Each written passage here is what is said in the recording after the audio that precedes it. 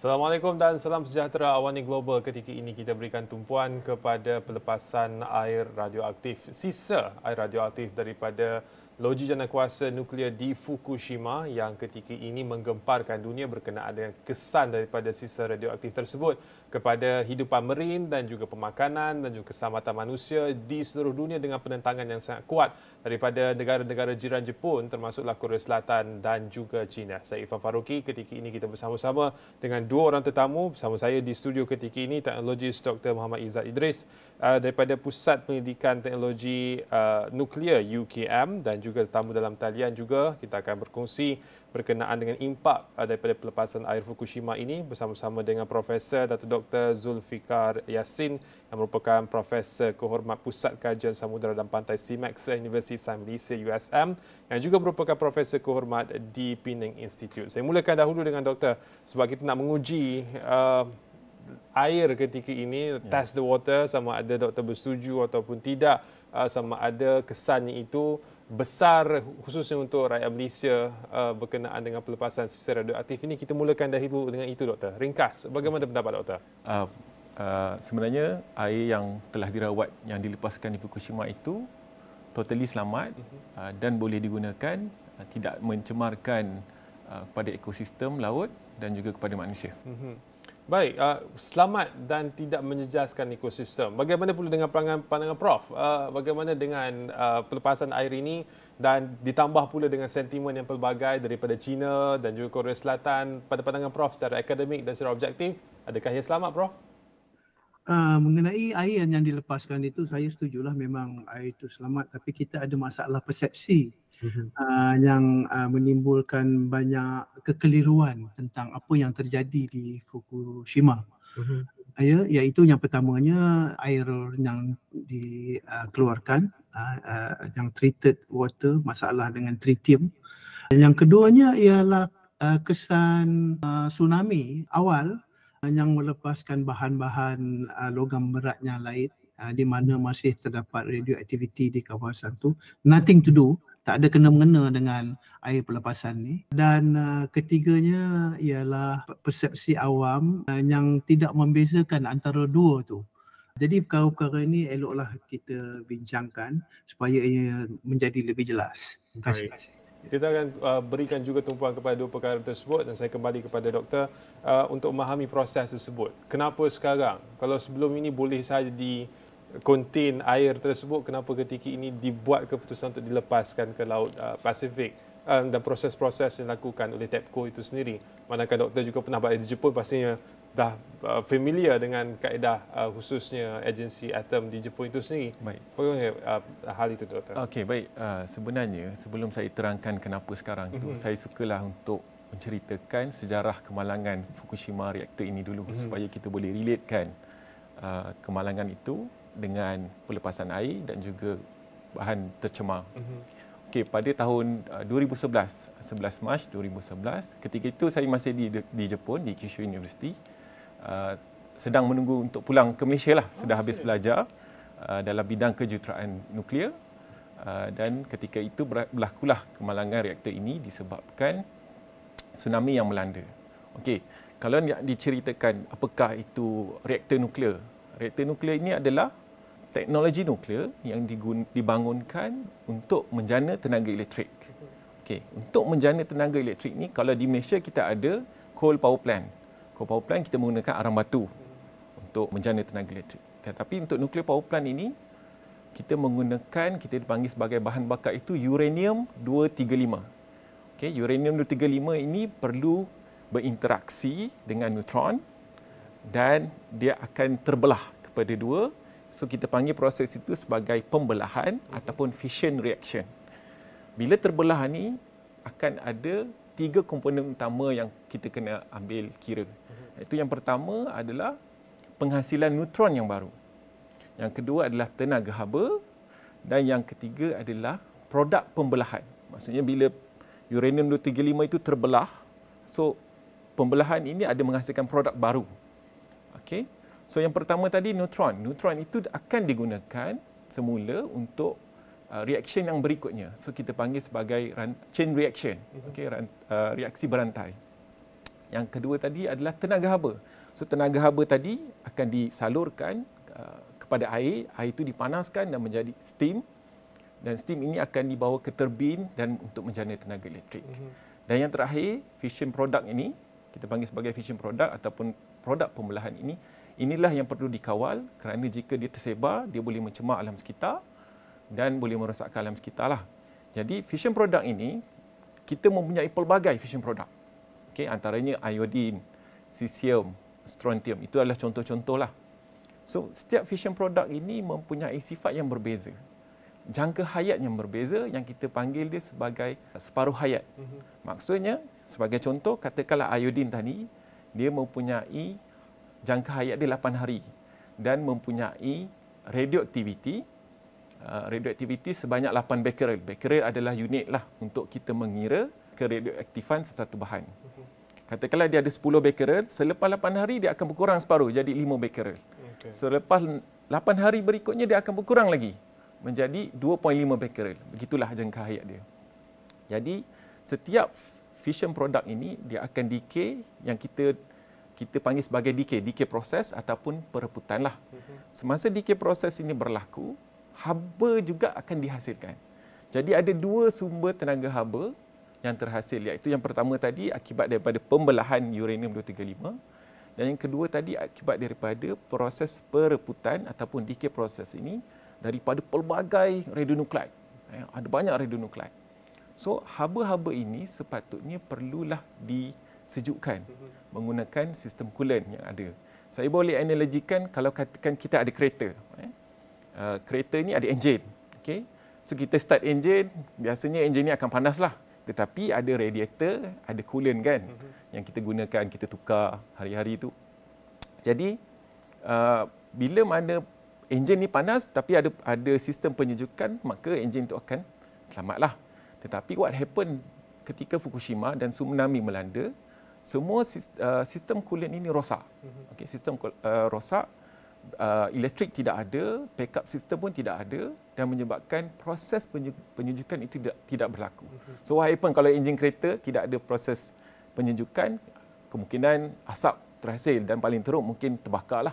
So sama juga what happen dalam nuclear reactor ini, jika tidak ada penyejukan berlaku, tenaga haba itu sentiasa terhasil daripada proses yang saya bagi tahu tadi, dan boleh standard operation adalah dalam 700 degree Celsius. Tetapi dia boleh mencapai sehingga 2500 degree Celsius dan menyebabkan reaktor core, enjin dia tu cair.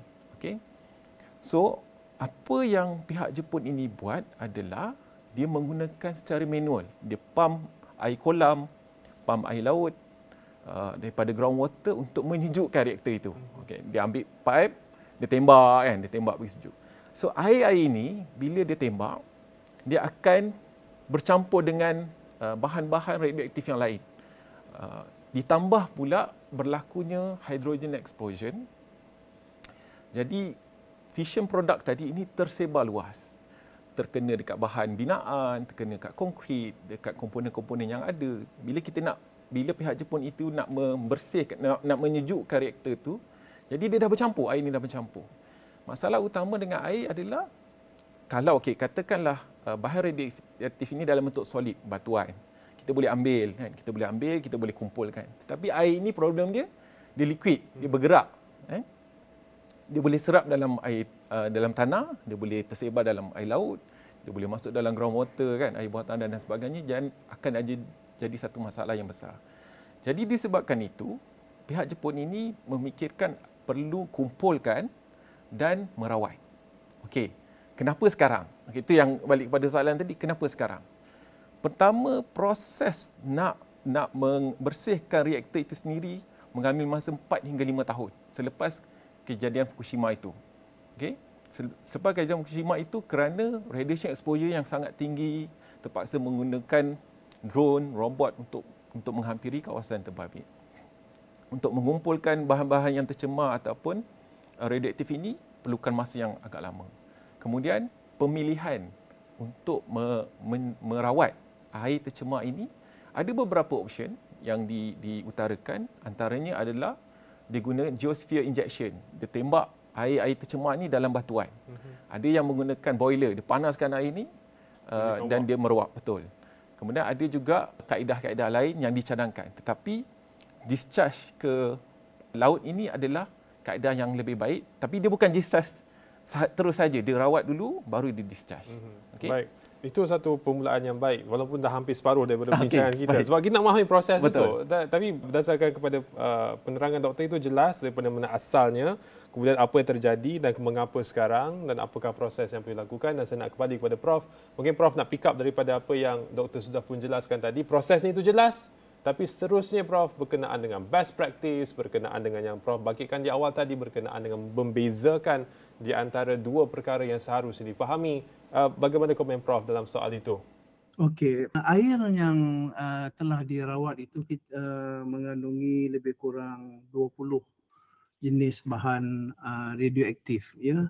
Tetapi hampir kesemuanya itu telah dinyahkan, ya, it's been taken out. Apa yang tinggal sekarang yang membimbangkan ramai pemerhati ialah tritium, iaitu air yang di mana air ni H2O kan. Air di mana satu daripada H-nya itu adalah hidrogen berat. So H2O yang water that is radioactive. Okay. Tetapi kita harus faham that this heavy water ni berlaku meluas di alam semula jadi.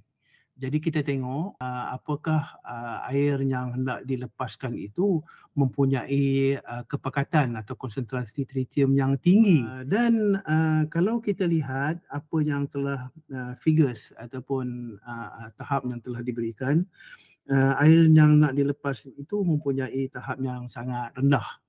Ya, kalau kita bandingkan dengan tempat-tempat lain pun sebenarnya ada mengeluarkan heavy water dan dialirkan kepada tasik dan kepada laut. Okey. Contohnya apabila kita tengok tahap tritium yang nak dikeluarkan oleh Fukushima ni, kalau dibandingkan dengan heavy water yang dikeluarkan oleh Logi di China sendiri, dia 3 kali lebih rendah. Is actually lower than what is practiced in other places. Dan contohnya sebagai di UK sendiri, di Sellafield Nuclear Power Plant yang mengeluarkan dah saya rasa berpuluh tahun air yang dikeluarkan yang mempunyai tritium ini ke laut, kepekatannya 40 kali lebih tinggi daripada Fukushima. Ya. Sama juga dengan di Perancis lagi tinggi, 450 kali lebih tinggi. Okay. Jadi pada mereka yang tahu tentang tahap itu, mereka mengatakan bahawa pengeluaran heavy water oleh Fukushima yang kita nak alirkan ini adalah sangat rendah. Kemudian juga H2O ini tidak bioaccumulate, dia tidak terkumpul dalam bahan organisma hidup, ya, macam ikan dan sebagainya.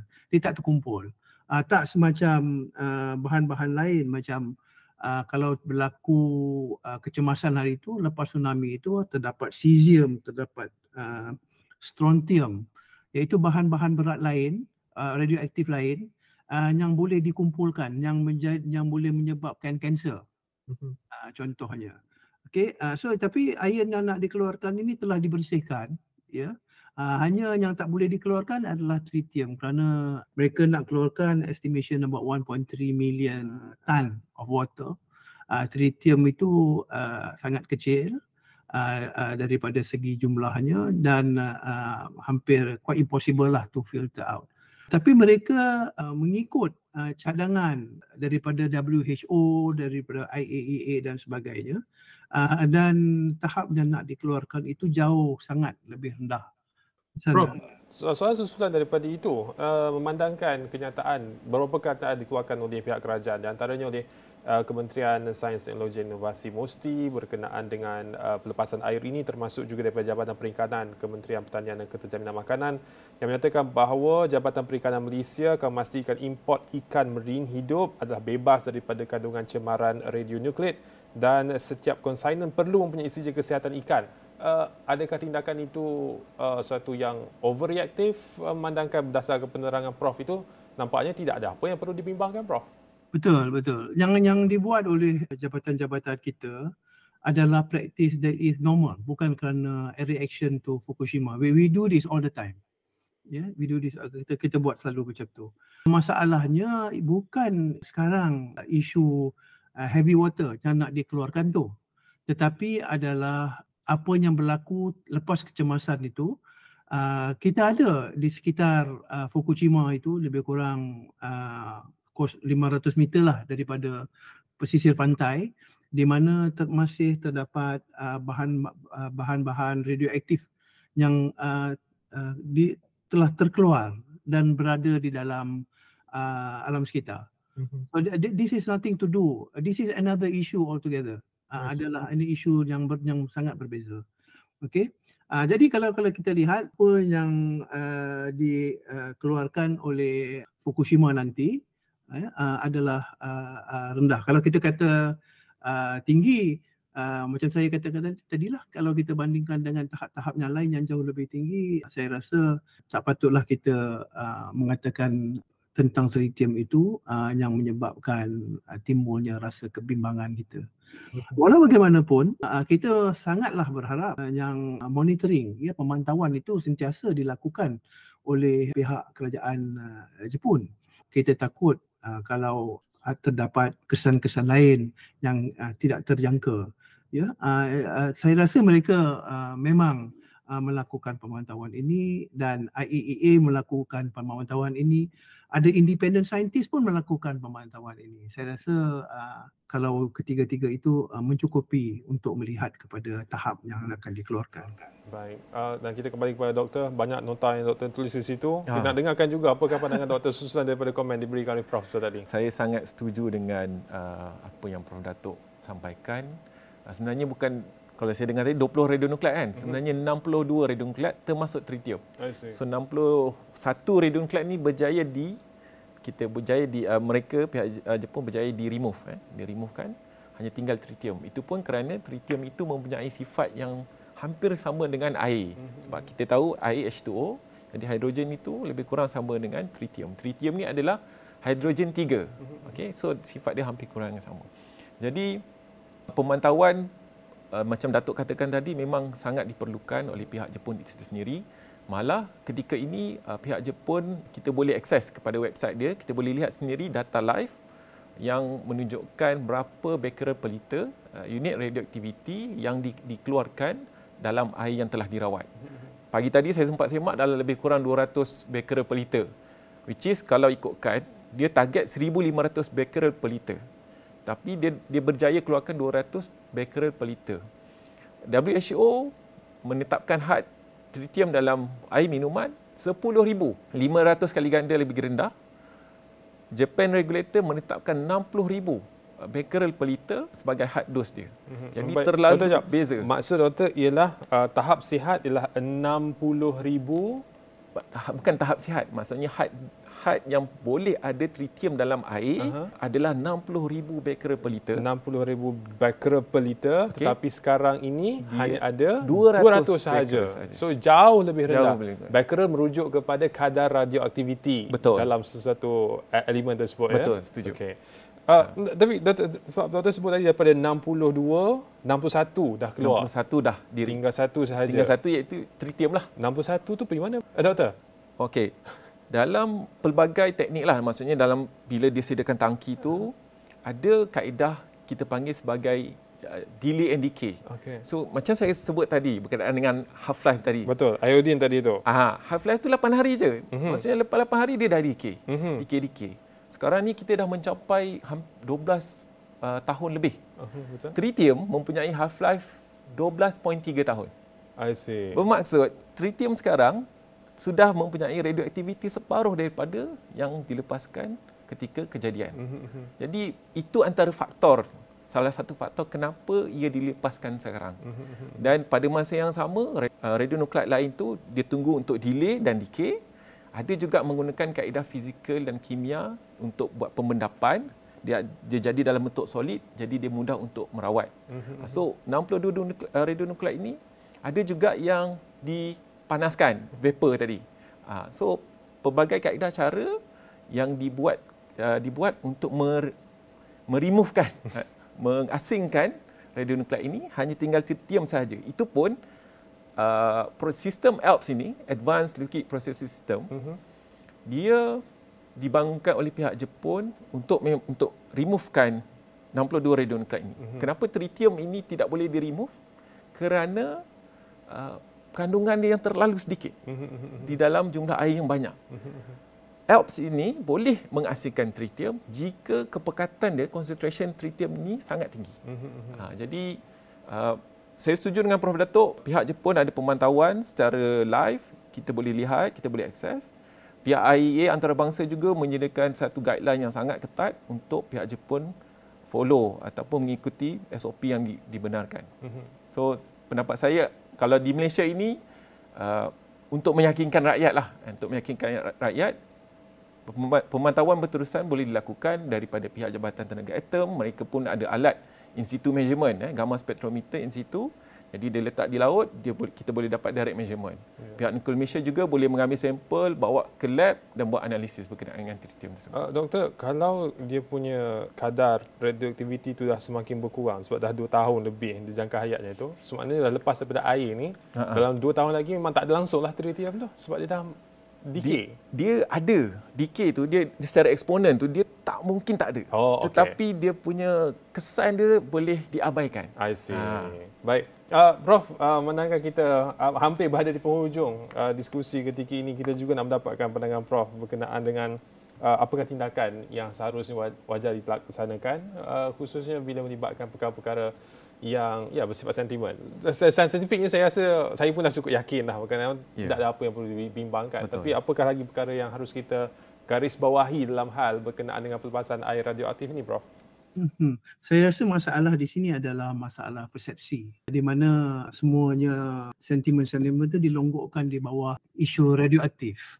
Tak kisahlah banyak mana ke radioaktif itu. Jadi the confidence termasuk daripada orang Jepun sendiri yang mengadakan tunjuk perasaan di setengah-setengah tempat itu ialah masalah persepsi.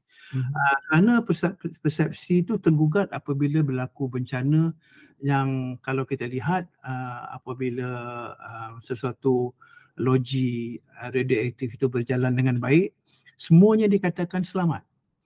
Tetapi berlaku tsunami, tak ada apa yang kita boleh buat, dan berlaku bencana. Tiba-tiba kita dapat kita terkena kecemasan seperti apa yang berlaku pada 2011. Jadi sekarang ni orang yang sama mengatakan selamat. Tetapi ini adalah menimbulkan keraguan sedikitlah daripada pendapat pada orang awam.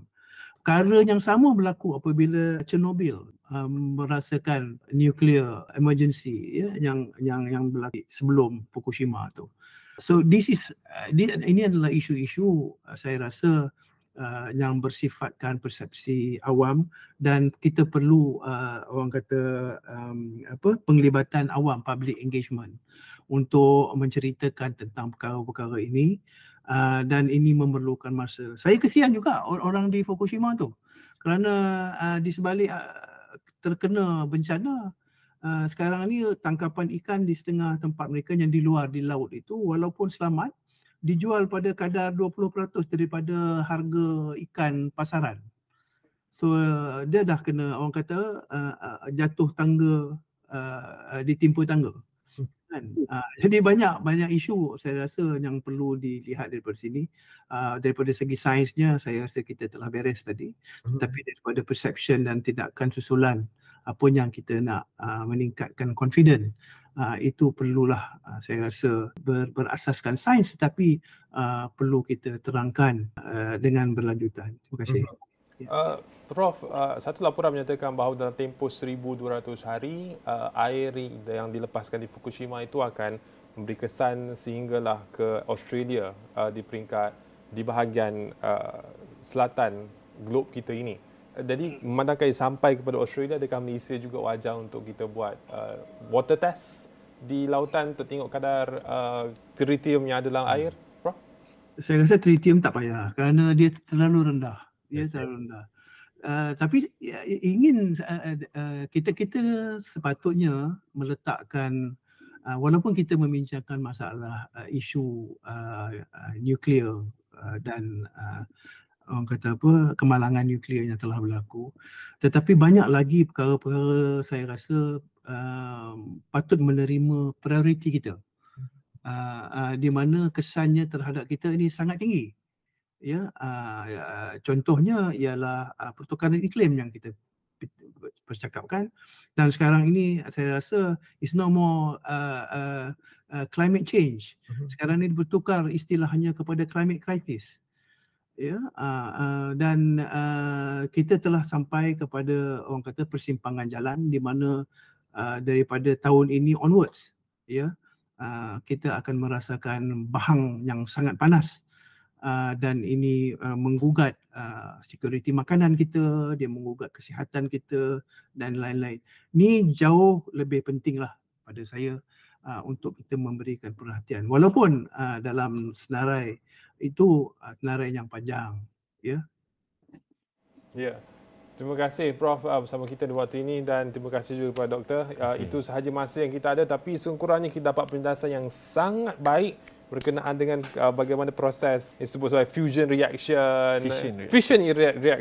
dan juga berkenaan dengan bagaimanakah proses decaying itu berlaku, dan juga bacaan yang harus kita berikan tumpuan berkenaan dengan Becquerel dalam setiap detail. Dan sekurang-kurangnya seperti yang Prof nyatakan tadi, soal sains ini sudah beres, tinggal lagi soal sentimen dan bagaimana kita melihat kepada isu yang besar, iaitu berkenaan dengan climate crisis. Itu sahaja kupasan di waktu ini. Saya ucapkan terima kasih sekali kepada tamu kita, teknologis Dr. Muhammad Izzat Idris daripada Pusat Pendidikan Teknologi Nuklear UKM, dan juga Profesor Datuk Dr. Zulfikar Yassin, Profesor Kehormat Pusat Kajian Samudra dan Pantai SIMAX USM, dan juga Profesor Kehormat dari Penning Institute, berkongsi pandangan berkenaan dengan isu yang menyentuh kepentingan global khususnya Malaysia.